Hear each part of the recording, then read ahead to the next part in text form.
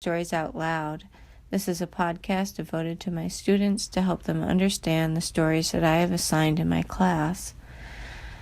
I'm going to read Toni Morrison's Recitatif.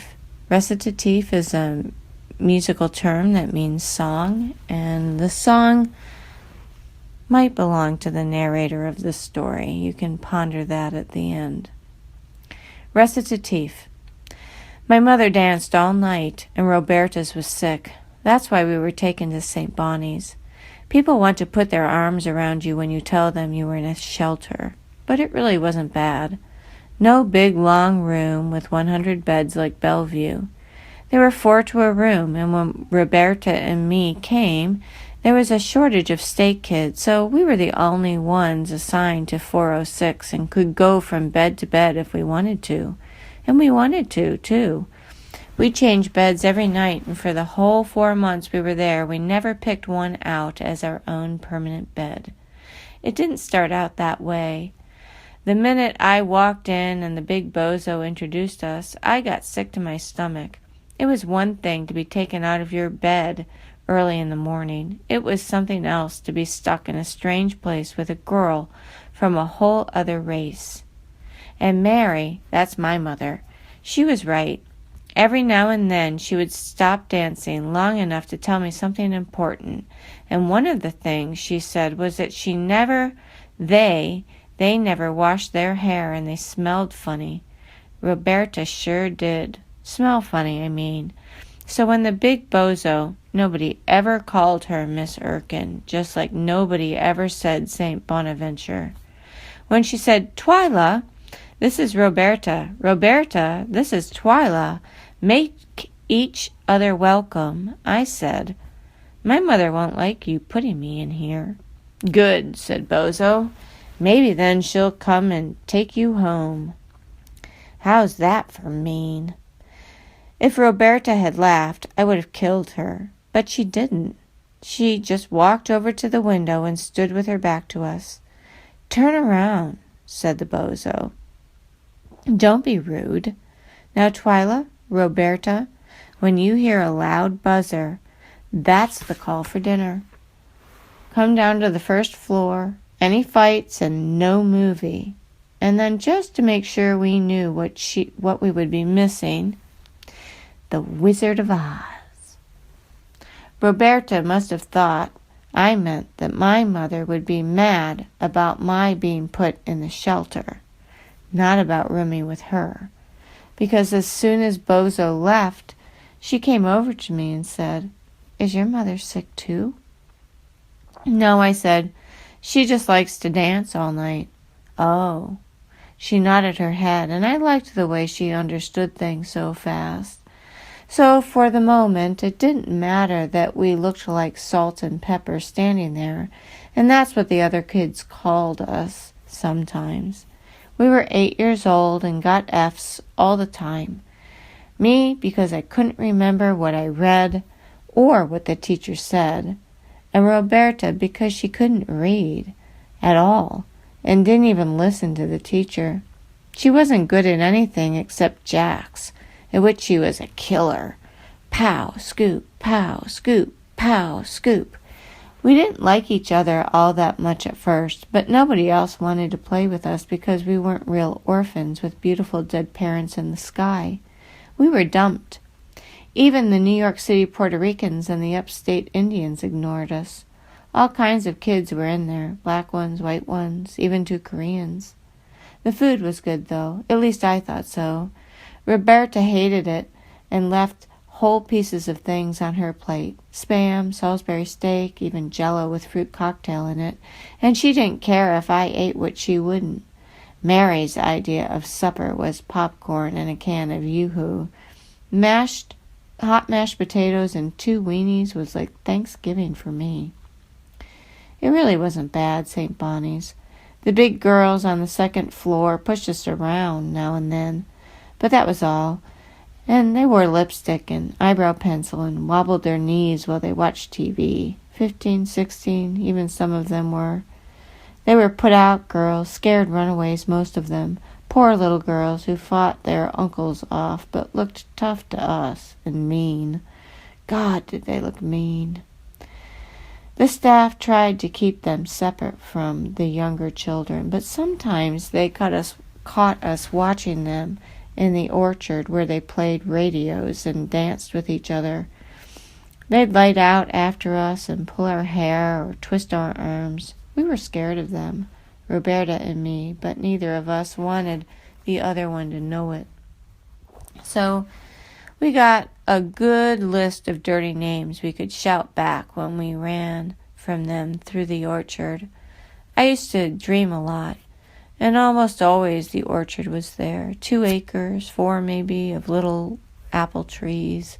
Hundreds of them, empty and crooked like beggar women when I first came to St. Bonnie's, but fat with flowers when I left. I don't know why I dreamt about that orchard so much. Nothing really happened there.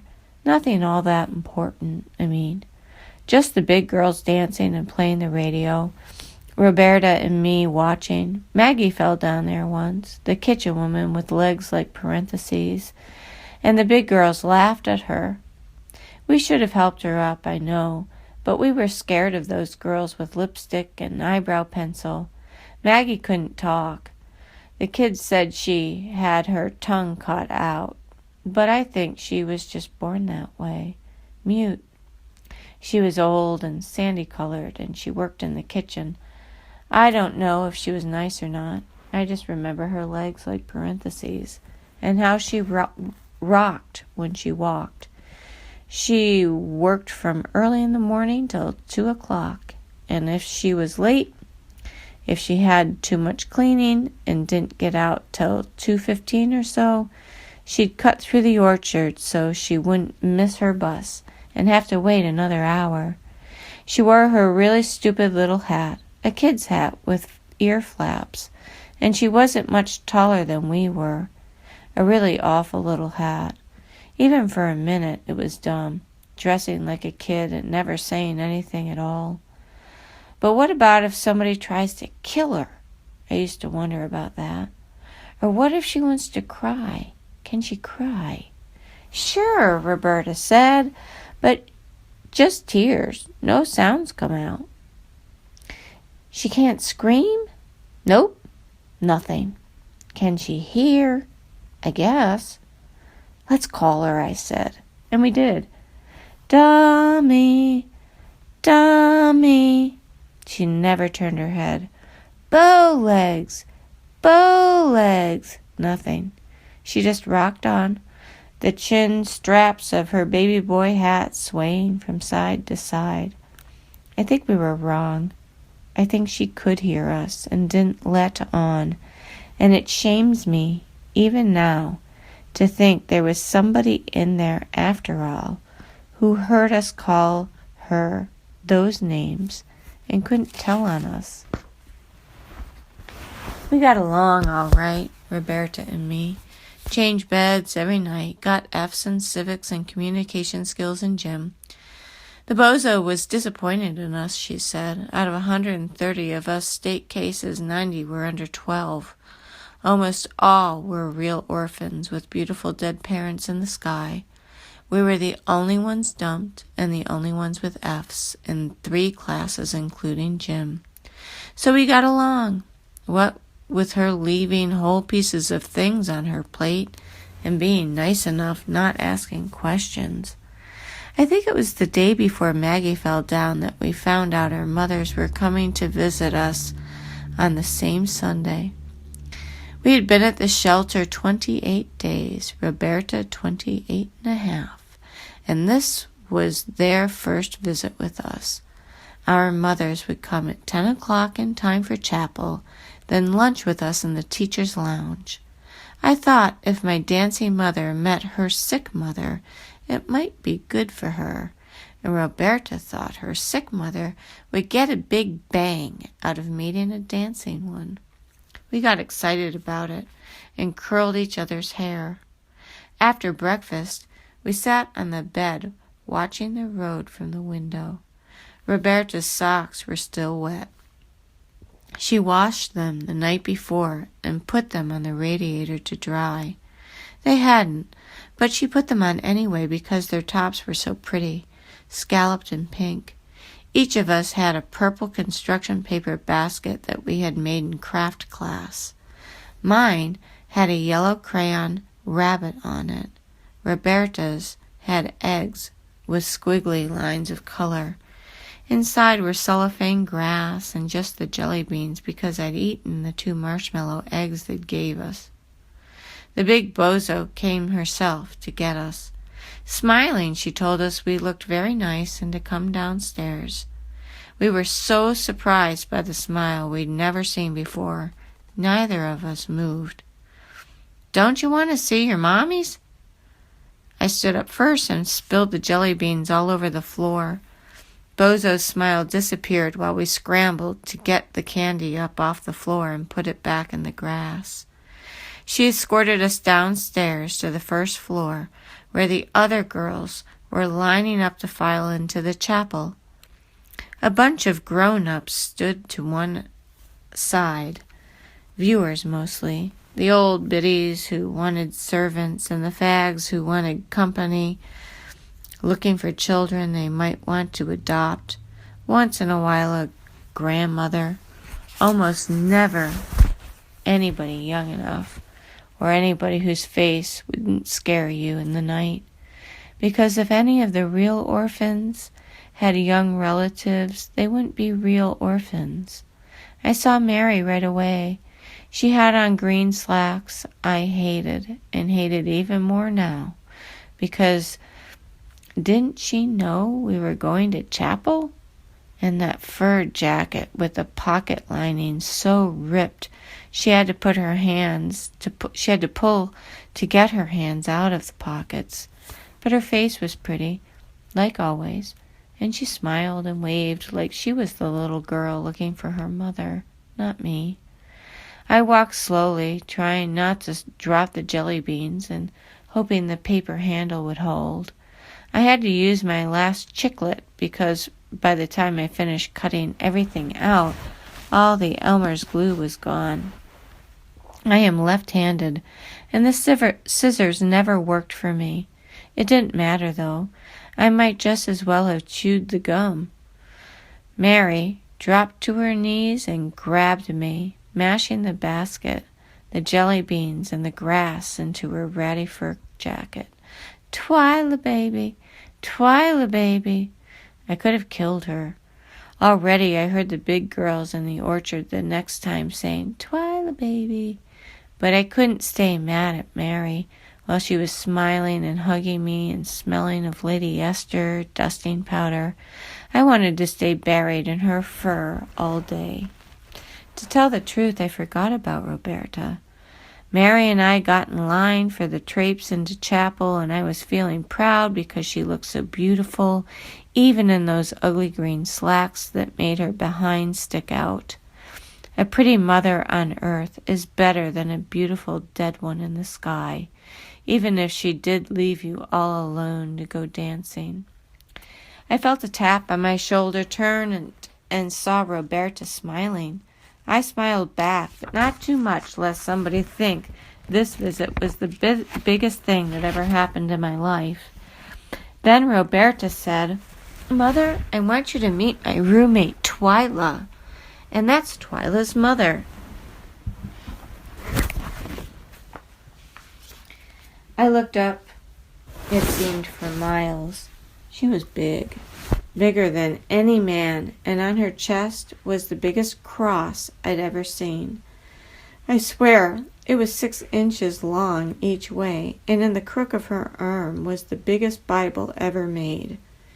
Mary, simple-minded as ever, grinned and tried to yank her hand out of the pocket with the raggedy lining. To shake hands, I guess. Roberta's mother looked down at me and then looked down at Mary, too. She didn't say anything, just grabbed Roberta with her Bible-free hand and stepped out of line, walking quickly to the rear of it. Mary was still grinning because she's not too swift when it comes to what's really going on. Then this light bulb goes off in her head and she says, "That bitch," really loud, and us almost in the chapel now. Organ music whining, the bonny angels singing sweetly. Everybody in the world turned around to look. And Mary would have kept it up, kept calling names, if I hadn't squeezed her hand as hard as I could. That helped a little, but she still twitched and crossed and uncrossed her legs all through service. Even groaned a couple of times. Why did I think she would come there and act right? Slacks, no hat like the grandmothers and viewers, and groaning all the while. While we stood for hymns, she kept her mouth shut, wouldn't even look at the words on the page. She actually reached in her purse for a mirror to check her lipstick. All I could think of was that she really needed to be killed. The sermon lasted a year, and I knew the real orphans were looking smug again. We were supposed to have lunch in the teacher's lounge, but Mary didn't bring anything, so we picked fir and cellophane grass off the mashed jelly beans and ate them. I could have killed her. I sneaked a look at Roberta. Her mother had brought chicken legs and ham sandwiches and oranges and a whole box of chocolate-covered grams. Roberta drank milk from the thermos while her mother read the Bible to her. Things are not right. The wrong food, is always with the wrong people. Maybe that's why I got into waitress work later, to match up the right people with the right food. Roberta just let those chicken legs sit there, but she did bring a stack of grams up to me later when the visit was over. I think she was sorry that her mother would not shake my mother's hand, and I liked that. I liked the fact that she didn't say a word about Mary groaning all the way through the service and not bringing any lunch. Roberta left in May when the apple trees were heavy and white. On her last day, we went to the orchard to watch the big girls smoke and dance by the radio. It didn't matter that they said, "Twyla, baby." We sat on the grass and breathed. Lady Esther, apple blossoms. I still go soft when I smell one or the other. Roberta was going home. The big cross and the big Bible was coming to get her, and she seemed sort of glad and sort of not. I thought I would die in that room of 4 beds without her, and I knew Bozo had plans to move some other dumped kid in there with me. Roberta promised to write every day, which was really sweet of her because she couldn't read a lick, so how could she write anybody? I would have drawn pictures and sent them to her, but she never gave me her address. Little by little she faded. Her wet socks with the pink scallop tops and her big serious-looking eyes. That's all I could catch when I tried to bring her to mind. I was working behind the counter at the Howard Johnsons on the thruway just before the Kingston exit. Not a bad job. Kind of a long ride from Newburgh, but okay once I got there. Mine was the second night shift, 11 to 7. Very light until a Greyhound bus checked in for breakfast around 6:30. At that hour, the sun was all the way clear of the hills behind the restaurant. The place looked better at night, more like shelter, but I loved it when the sun broke in, even if it did show all the cracks in the vinyl, and the speckled floor looked dirty no matter what the mop boy did. It was August, and a bus crowd was just unloading. They would stand around a long time while going to the John and looking at gifts and junk for sale machines, reluctant to sit down so soon, even to eat. I was trying to fill the coffee pots and get them all situated on the electric burners when I saw her. She was sitting in a booth smoking a cigarette with 2 guys smothered in head and facial hair. Her own hair was so big and wild I could hardly see her face. But the eyes, I would know them anywhere. She had on a powder blue halter top and shorts outfit and earrings the size of bracelets. Talk about lipstick and eyebrow pencil. She made the big girls look like nuns. I couldn't get off the counter until 7 o'clock, but I kept watching the booth in case they got up to leave before that. My replacement was on time for a change, so I counted and stacked my receipts as fast as I could and signed off.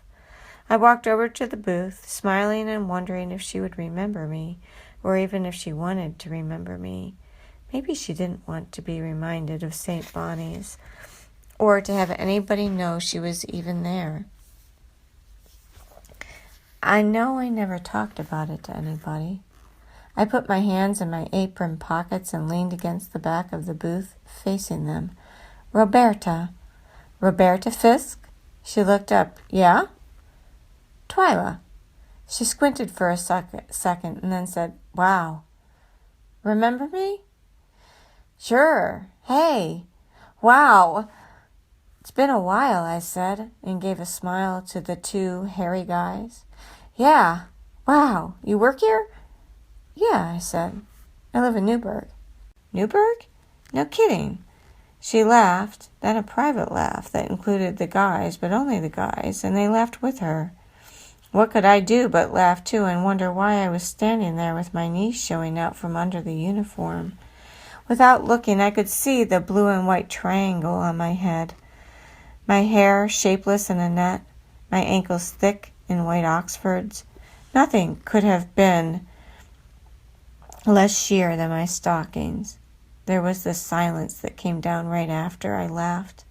A silence it was her turn to fill up, with introductions, maybe to her boyfriends or an invitation to sit down and have a Coke. Instead, she lit a cigarette off the one she'd just finished and said, We're on our way to the coast. He's got an appointment with Hendricks. She gestured casually toward the boy next to her. Hendricks? Fantastic, I said. Really fantastic. What's she doing now? Roberta coughed on her cigarette, and the two guys rolled their eyes up at the ceiling. Hendricks? Jimi Hendrix, asshole? He's only the biggest... Oh, wow. Forget it. I was dismissed without anybody saying goodbye, so I thought I would do it for her. How's your mother? I asked. Her grin cracked her whole face. She swallowed. Fine, she said. And yours? Pretty as a picture, I said, and turned away. The backs of my knees were damp. Howard Johnson's really was a dump in the sunlight. James is as comfortable as a house slipper. He liked my cooking, and I liked his big, loud family. They had lived in Newburgh all of their lives, and talk about it the way people do who have always known a home. His grandmother is a porch swing older than his father, and when they talk about streets and avenues and buildings, they call them names they no longer have. They still call the A&P Rico's because it stands on property once a mom-and-pop store owned by Mr. Rico, and they call the new community college town hall because it once was. My mother-in-law puts up jelly and cucumbers and buys butter wrapped in cloth from a dairy. James and his father talk about fishing and baseball, and I can see them all together on the Hudson in a raggedy skiff. Half the population of Newburgh is on welfare now, but to my husband's family, it was still some upstate paradise of a time long past, a time of ice houses and vegetable wagons, coal furnaces, and children weeding gardens. When our son was born, my mother-in-law gave me the crib blanket that had been hers. But the town they remembered had changed. Something quick was in the air. Magnificent old houses so ruined they had become shelters for squatters, and rent risks were bought and renovated. Smart IBM people moved out of their suburbs back into the city and put shutters up and herb gardens in their backyards. A brochure came in the mail announcing the opening of a food emporium. Gourmet food, it said, and listed items the rich IBM crowd would want. It was located in a new mall at the edge of town, and I drove out to shop there one day just to see it. It was late in June, after the tulips were gone and the Queen Elizabeth roses were open everywhere. I trailed my cart along the aisle, tossing in smoked oysters and Robert sauce and things I knew would sit in my cupboard for years. Only when I found some Klondike ice cream bars did I feel less guilty about spending James's fireman's salary so foolishly. My father-in-law ate them with the same gusto little Joseph did. Waiting in the checkout line, I heard a voice say, "Twyla?" The classical music piped over the aisles had affected me, and the woman leaning toward me was dressed to kill, diamonds on her hand, a smart white summer dress. "I'm Mrs. Benson," I said. "Ho, ho, the big bozo," she sang. For a split second, I didn't know what she was talking about. She had a bunch of asparagus and 2 cartons of fancy water. "Roberta." "Right. For heaven's sakes, Roberta. You look great," she said. "So do you. Where are you? Here in Newburgh?" "Yes, over in Annandale." I was opening my mouth to say more when the cashier called my attention to her empty counter. "Meet you outside." Roberta pointed her finger and went on into the express line. I placed the groceries and kept myself from glancing around to check Roberta's progress. I remembered Howard Johnson's, and looking for a chance to speak only to be greeted with a stingy "wow." But she was waiting for me, and her huge hair was sleek now, smooth around a small, nicely shaped head. Shoes, dress, everything lovely and summery and rich. I was dying to know what happened to her, how she got from Jimi Hendrix to Annandale, a neighborhood full of doctors and IBM executives. Easy, I thought. Everything is so easy for them. They think they own the world. "How long?" I asked her. "How long have you been here?" "A year. I got married to a man who lives here. And you? You're married too, right? Benson, you said?" "Yep, James Benson." "And is he nice?" "Oh, is he nice? Well, is he?" Roberta's eyes were steady as though she really meant the question and wanted an answer. "He's wonderful, Roberta, wonderful." "So you're happy?" "Very." "That's good," she said and nodded her head. "I always hoped you'd be happy. Any kids? I know you have kids." "One, a boy. How about you?" "4. 4?" She laughed. "Stepkids. He's a widower." "Oh." "Got a minute? Let's have a coffee." I thought about the Klondikes melting and the inconvenience of going all the way to my car and putting the bags in the trunk. Served me right for buying all that stuff I didn't need. Roberta was ahead of me. "Put them in my car. It's right here." And then I saw the dark blue limousine. "You married a Chinaman?" "No," she laughed. "He's the driver." "Oh, my. If the big bozo could see you now." We both giggled, really giggled. Suddenly, in just a pulse beat, 20 years disappeared and all of it came rushing back. The big girls, whom we called gar-girls, Roberta's misheard word for the evil stone faces described in a civics class. They are dancing in the orchard. The ploppy mashed potatoes, the double weenies, the Spam with pineapple. We went into the coffee shop holding on to one another, and I tried to think why we were glad to see each other this time and not before. Once, 12 years ago, we passed like strangers on the road, and a black girl and a white girl meeting in a Howard Johnson's and having nothing to say. One in a blue and white triangle waitress hat, the other on her way to see Hendrix. Now we were behaving like sisters separated for much too long. Those 4 short months were nothing in time. Maybe it was the thing itself, just being there together. 2 little girls who knew what nobody else in the world knew. How not to ask questions. How to believe what had to be believed. There was politeness in that reluctance and generosity as well. "Is your mother sick too?" "No, she dances all night." "Oh," and an understanding nod. We sat in a booth by the window and fell into recollection like veterans. "Did you ever learn to read?" "Watch." She picked up the menu. "Special of the day, cream of corn soup, entrees, 2 dots in a wriggly line, quiche, chef's salad, scallops." I was laughing and applauding when the waitress came. "Remember the Easter baskets? And how we tried to introduce them? Your mother with that cross like 2 telephone poles, and yours with those tight slacks. We laughed so loudly. Heads turned and made the laughter harder to suppress. What happened to the Jimi Hendrix date? Roberta made a blowout sound with her lips. When he died, I thought about you. Oh, you heard about him finally, Roberta said. Finally? Come on. I was a small-town country waitress. And I was a small-town country dropout. God, were we wild. I still don't know how I got out of there alive. But you did. I did. I really did. Now I'm Mrs. Kenneth Norton. Sounds like a mouthful. It is. Servants and all? Roberta held up 2 fingers. Oh, what does he do? Computers and stuff, what do I know? I don't remember a hell of a lot from those days, but Lord, St. Bonnie's is as clear as daylight. Remember Maggie, the day she fell down and those girls laughed at her? Roberta looked up from her salad and stared at me. Maggie didn't fall, she said. Yes, she did, you remember. No, Twyla. They knocked her down. Those girls pushed her down and tore her clothes. In the orchard?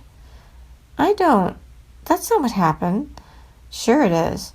In the orchard. Remember how scared we were? Wait a minute. I don't remember any of that. And Bozo was fired. You're crazy. She was there when I left. You left before me. I went back. You weren't there when they fired Bozo, she said. What? Twice. Once for a year when I was about 10, another for 2 months when I was 14. That's when I ran away. You ran away from St. Bonnie's? I had to. What do you want? Me dancing in that orchard? Are you sure about Maggie? I said. Of course I am sure. You've blocked it, Twyla. It happened. Those girls had behavior problems, you know. Didn't they, though? But why can't I remember the Maggie thing? Believe me, it happened, and we were there. Who did you room with when you went back? I asked her as if I would know. The Maggie thing was troubling me. Creeps. They tickled themselves in the night. My ears were itching and I wanted to go home suddenly. This was all very well, but she couldn't just comb her hair, wash her face, and pretend everything was hunky-dory. After the Howard Johnson snub and no apology, nothing. Were you on dope or what that time at Howard Johnson's? I tried to make my voice sound friendlier than I felt. Maybe a little, she said. I never did drugs much. Why? I don't know. You acted sort of like you didn't want to know me then. Oh, Twyla, you know how it was in those days. Black, white. You know how everything was. But I didn't know. I thought it was just the opposite. Busloads of blacks and whites came into Howard Johnson's together. They roamed together then. Students, musicians, lovers, protesters. You got to see everything at Howard Johnson's, and blacks were very friendly with whites in those days. But sitting there with nothing on my plate but 2 hard tomato wedges, wondering about the melting Klondikes, it seemed childish remembering the slight. We went to her car, and with the help of the driver, got my stuff into my station wagon. We'll keep in touch this time, she said. Sure, I said. Sure, give me a call. I will, she said. And then, just as I was sliding behind the wheel, she leaned into the window. By the way, your mother, did she ever stop dancing? I shook my head. No, never. Roberta nodded. And yours, did she ever get well? She smiled, a tiny sad smile. No, she never did. Look, call me, okay? Okay, I said, but I knew I wouldn't. Roberta had messed up my past somehow with that business about Maggie. I wouldn't forget a thing like that, would I? Strife came to us that fall. At least that's what the paper called it. Strife. Racial strife. The word made me think of a bird, a big shrieking bird of a billion BC, flapping its wings and cawing, its eye with no lid, always bearing down on you. All day it screeched, and at night it slept on the rooftops. It woke you in the morning, and from the Today Show to the 11 o'clock news, it kept you in awful company.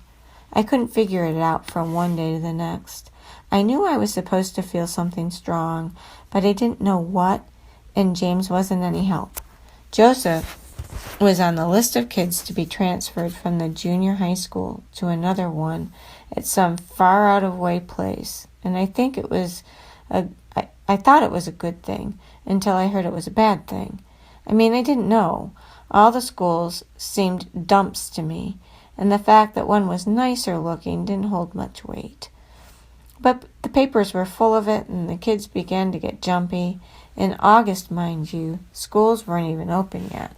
I thought Joseph might be frightened to go over there, but he didn't seem scared, so I forgot about it until I found myself driving along Hudson Street, out there by the school. They were trying to integrate, and I saw a line of women marching, and who do you suppose was in line, big as life, holding a sign in front of her, bigger than her mother's cross? "Mothers have rights too," it said. I drove on, and then changed my mind. I circled the block, slowed down, and honked my horn. Roberta looked over, and when she saw me, she waved. I didn't wave back, but I didn't move either. She handed her sign to another woman and came over to where I was parked. "Hi." "What are you doing?" "Picketing. What's it look like?" "What for?" "What do you mean, what for? They want to take my kids and send them out of the neighborhood. They don't want to go." "So what if they go to another school? My boy's being bused too, and I don't mind. Why should you?" "It's not about us, Twyla. Me and you, it's about our kids." "What's more us than that?" "Well, it's a free country." "Not yet, but it will be." "What the hell does that mean? I'm not doing anything to you." "You really think that?" "I know it." I wonder what made me think you were different. I wonder what made me think you were different." "Look at them," I said. "Just look. Who do they think they are? Swarming all over the place like they own it. And now they think they can decide where my child goes to school. Look at them, Roberta. They're bozos." Roberta turned around and looked at the women. Almost all of them were standing still now, waiting. Some were even edging toward us. Roberta looked at me out of some refrigerator behind her eyes. "No, they're not. They're just mothers." "Well, what am I? Swiss cheese?" "I used to curl your hair." "I hated your hands in my hair." The women were moving. Our faces looked mean to them, of course, and they looked as though they could not wait to throw themselves in front of a police car, or better yet, into my car, and drag me away by my ankles. Now they surrounded my car and gently, gently began to rock it. I swayed back and forth like a sideways yo-yo. Automatically, I reached for Roberta like the old days in the orchard when they saw us watching them and we had to get out of there. And if one of us fell, the other pulled her up. And if one of us was caught, the other stayed to kick and scratch, and neither would leave the other behind. My arm shot out of the car window, but no receiving hand was there. Roberta was looking at me sway from side to side in the car, and her face was still. My purse slid from the car seat down under the dashboard. The 4 policemen who had been drinking tab in their car finally got the message and strolled over, forcing their way through the women. Quietly, firmly, they spoke. "Okay, ladies, back in line or off the streets." Some of them went away willing. Others had to be urged away from the car doors and the hood. Roberta didn't move. She was looking steadily at me. I was fumbling to turn on the ignition, which wouldn't catch because the gear shift was still in drive. The seats of the car were a mess because the swaying had thrown my grocery coupons all over it. My purse was sprawled on the floor. "Maybe I am different now, Twyla, but you're not. You're the same little state kid who kicked a poor old black lady when she was down on the ground. You kicked a black lady, and you have the nerve to call me a bigot." The coupons were everywhere, and the guts of my purse were bunched under the dashboard. What was she saying? Black? Maggie wasn't black. She wasn't black, I said. Like hell she wasn't. You kicked her. We both did. You kicked a black lady who couldn't even scream. Liar, I said. You're the liar. Why don't you just go home and leave us alone, huh? She turned away and I skidded away from the curb. The next morning I went into the garage and cut the side out of a carton our portable TV had come in. It wasn't nearly big enough, but after a while I had a decent sign. Red spray-painted letters on a white background. And so do children. I meant just to go down to the school and tack it up somewhere so those cows on the picket line across the street could see it. But when I got there, some 10 or so others had already assembled, protesting the cows across the street. Police permits and everything. I got in line and we strutted in time on our side while Roberta's group strutted on theirs. The first day we were all dignified, pretending the other side didn't exist. The second day there was name-calling and finger gestures, but that was about all. People changed signs from time to time, but Roberta never did, and neither did I. Actually, my sign didn't make sense without Roberta's, and so do children what? One of the children on my side asked me. Have rights, I said, as though it was obvious. Roberta didn't acknowledge my presence in any way, and I got to thinking maybe she didn't know I was there. I began to pace myself in the line, jostling people one minute and lagging behind the next so Roberta and I could reach the end of our respective lines at the same time, and there would be a moment in our turn when we would face each other. Still, I couldn't tell whether she saw me and knew my sign was for her. The next day, I went early before we were scheduled to assemble. I waited until she got there before I exposed my new creation. As soon as she hoisted her Mothers Have Rights Too sign, I began to wave my new one, which said, How would you know? I know she saw that one. But I had gotten addicted now. My signs got crazier each day, and the women on my side decided that I was a kook. They couldn't make heads or tails out of my brilliant screaming posters. I brought a painted sign in queenly red with huge black letters that said, Is your mother well? Roberta took her lunch break and didn't come back for the rest of the day or any day after. 2 days later, I stopped going too, and couldn't have been missed because nobody understood my signs anyway. It was a nasty 6 weeks. Classes were suspended, and Joseph didn't go to anybody's school until October. The children, everybody's children, soon got bored with that extended vacation they thought was going to be so great. They looked at TV until their eyes flattened. I spent a couple of mornings tutoring my son, as the other mothers said we should. Twice I opened up a text from last year that he had never turned in. Twice he yawned in my face. Other mothers organized living room sessions so the kids would keep up. None of the kids could concentrate, so they drifted back to The Price is Right and the Brady Bunch.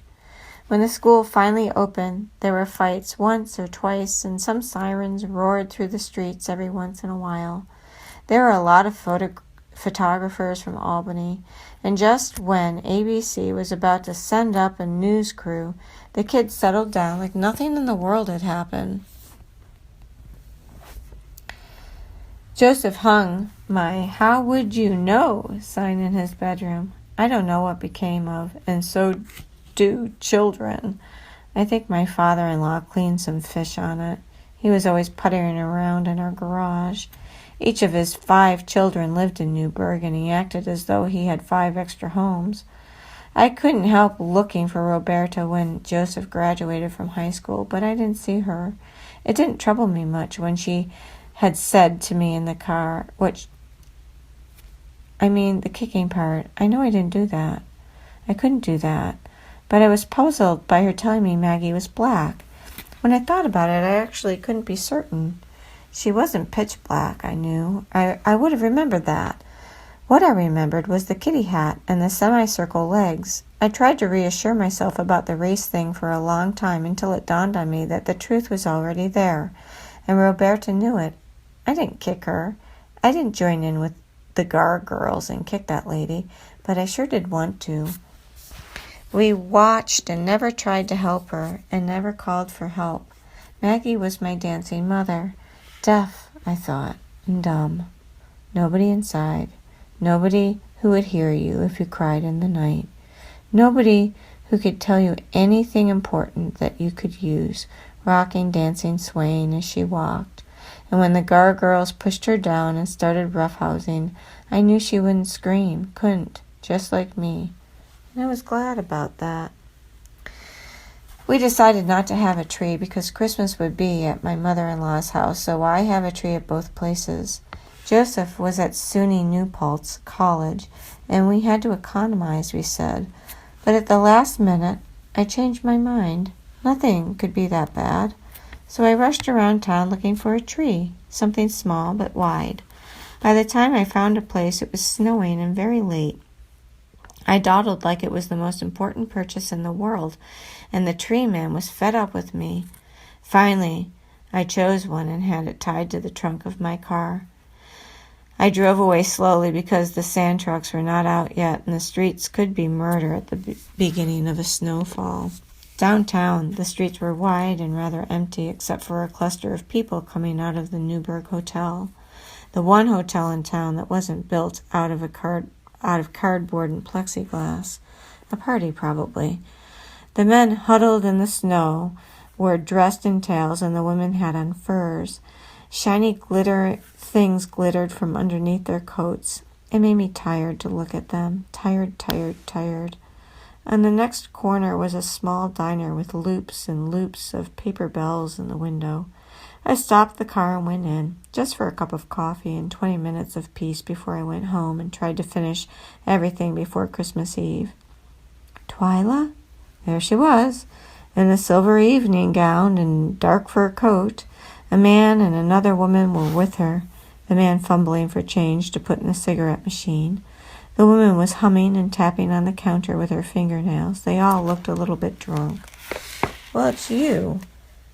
How are you? I shrugged. Pretty good. Frazzled. Christmas and all. Regular? Called the woman from the counter.